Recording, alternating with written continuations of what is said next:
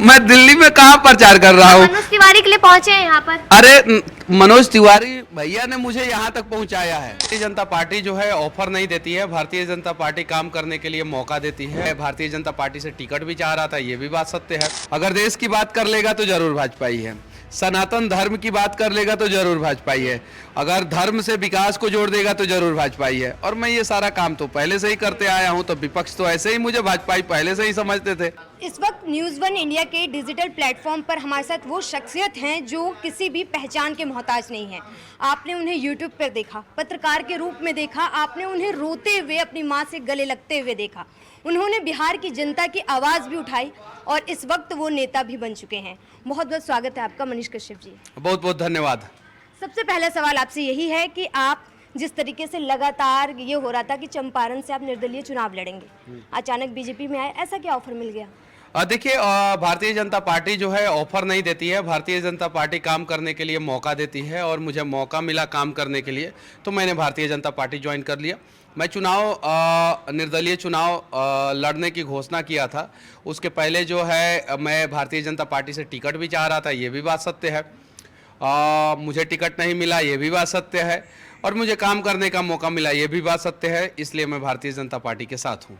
देखिए, मैं बेसिकली बिहार से ही हूँ, तो बिहार के लोगों के सवाल और वहाँ की जनता से मिलती भी रहती हूँ, बात भी करती रहती हूँ। लेकिन दिल्ली में भी जो बिहार के लोग हैं उनसे सबसे ज़्यादा कशिश मिलती है। वो आपसे पूछेंगे कि आखिर क्या मुद्दे हैं। सर, मेरा सवाल यहाँ पर यह है मनीष जी आपसे कि आप लगातार बिहार की बात करते हैं, बिहार के लोगों की बात करते हैं। आप कहते हैं कि वहाँ पर जंगल राज लगातार चल रहा है, वहाँ का विकास करना है और वहाँ की जनता के लिए काम करना है। लेकिन जब राजनीति में आपने कदम रखा तो आपने क्यों सोचा कि दिल्ली से ही इसकी शुरुआत करनी चाहिए और दिल्ली में आप प्रचार करने के लिए यहाँ पर सबसे पहले नजर आ रहे हैं?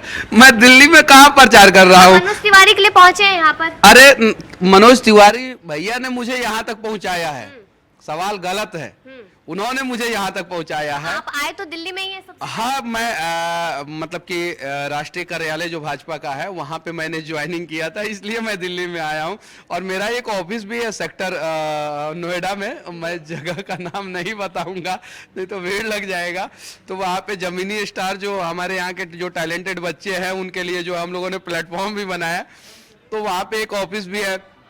पटना में दादी जी लेन में जो है वहाँ पे ऑफिस है। बेतिया में जो है मेरा बानू छापर में कार्यालय है।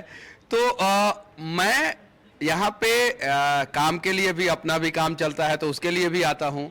और मैं भारतीय जनता पार्टी ज्वाइन किया था तो उसके लिए भी आया था। और आप लोग बुला लेते हैं तो इसलिए मैं बिहार नहीं जा पा रहा हूँ। हाँ, तो विचारधारा की भी बात कर लेते हैं एक बार। विचारधारा कैसे मिल गई? आप पहले कह रहे थे कि राजनीति से नहीं जुड़ेंगे। देखिए, यहाँ पे अगर बच्चा जो है पैदा होगा और वो अगर जय हिंद बोल देगा तो कांग्रेसी बोलेंगे कि ये जरूर भाजपा ही है। अगर देश की बात कर लेगा तो जरूर भाजपा ही है। सनातन धर्म की बात कर लेगा तो जरूर भाजपा ही है। अगर धर्म से विकास को जोड़ देगा तो जरूर भाजपा ही है। और मैं ये सारा काम तो पहले से ही करते आया हूँ, तो विपक्ष तो ऐसे ही मुझे भाजपा ही पहले से ही समझते थे। मैं सरस्वती विद्या मंदिर में पढ़ा हूँ, आरएसएस का जो है प्रशिक्षित कार्यकर्ता हूँ। तो मुझे तो पहले से ही ये लोग जो है भाजपा ही कहते थे।